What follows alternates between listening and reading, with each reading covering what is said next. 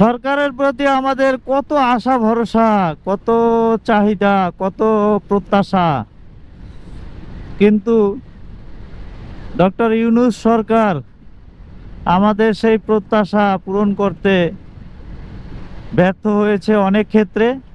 আবার অনেক ক্ষেত্রে সে সফল, যেমন ব্যাংকিং সেক্টরে অর্থনৈতিক ভঙ্গুর অবস্থা থেকে সে অনেকটা মানে একটা সচল অবস্থায় ফিরিয়ে এনেছে, যেটা আমি একজন ব্যবসায়ী হিসেবে ফিল করতেছি।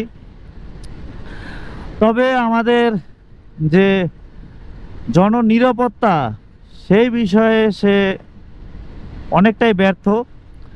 আমাদের যে স্বরাষ্ট্র উপদেষ্টা আছেন মহোদয় খুব ভদ্রলোক, কিন্তু এত ভদ্রলোক হলে আসলে উপদেষ্টা হিসেবে স্বরাষ্ট্র মন্ত্রণালয় মানে যোগ্য না।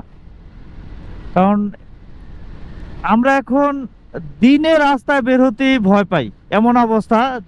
দিন দুপুরে এখন চুরি ডাকাতি ছিনতাই হয়, আর রাতে তো অহরহ ঘটে যাচ্ছে ছিনতাই এবং হত্যার মতো অনেক ঘটনা, যেগুলির কারণে আমরা আসলে এখন বাইকাররা বিশেষ করে আমরা আগে রাতে ট্যুর করতাম, রাতে বের হতাম। এখন তো রাতে প্রশ্নই আসে না।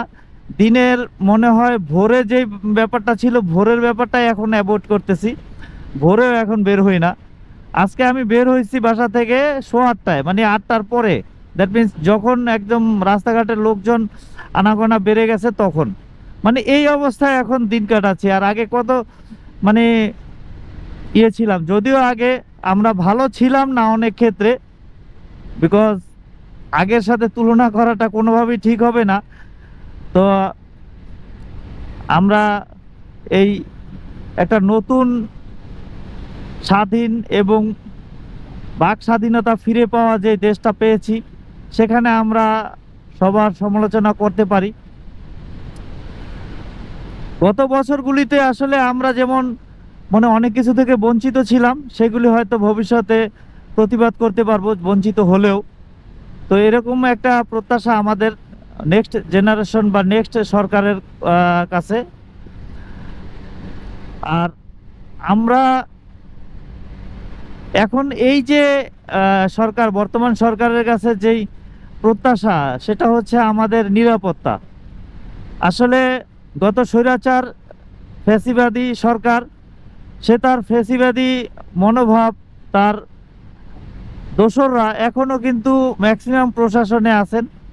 তো ইউনূস সরকার এমন একটা অবস্থায়, এমন একটা মানে পরিস্থিতিতে দেশের মানে সরকার পরিচালনার দায়িত্ব নিলেন, যেটা আসলে অতীতে কোনো সরকার বা কোনো তত্ত্বাবধায়ক সরকার এরকম পরিস্থিতিতে পড়েন নাই। যার কারণে ওইগুলির সাথে তুলনা করা আসলে ঠিক হবে না। তবে সরকার চেষ্টা করছেন, কিন্তু আমরা নিরাপত্তাহীনতায় ভুগতেছি। এই নিরাপত্তাহীনতায় ভুগতেছি এই বিষয়টা আমাদের মানে মাঝ থেকে এই সরকারেরই উচিত দূর করার।